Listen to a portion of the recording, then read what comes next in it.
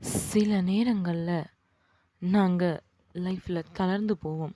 ஆனா, அந்த நேரத்துல தான் ரியல் குரோத்தே எங்களுக்கு ஆரம்பிக்கும். ஒரு நாள்ல பெரிய மாற்றம் எப்பவுமே வந்துராது.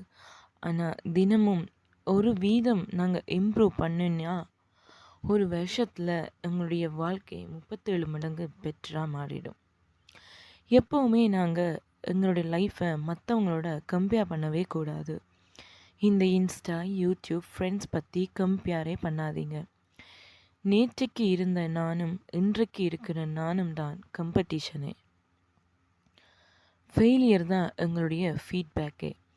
அதுவரைக்கும் நாங்க ட்ரை பண்ணீங்கன்னா, ஆல்ரெடி நீங்க 90% வெற்றி பெற்றுட்டீங்கன்னா, ஃபெயிலியர்ன்னு சொல்லப்படுவது ஒரு லெசன் மாதிரி தான்.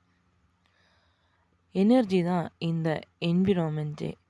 உங்கள சுற்றில இருக்கிற மக்கள் பாசிட்டிவா இருந்தா, உங்களுக்கும் ஃபயரா மாத்துவீங்க. இதே நெகட்டிவானவங்க தான் உங்க மனச சோர்வடைய கூட செய்வாங்க.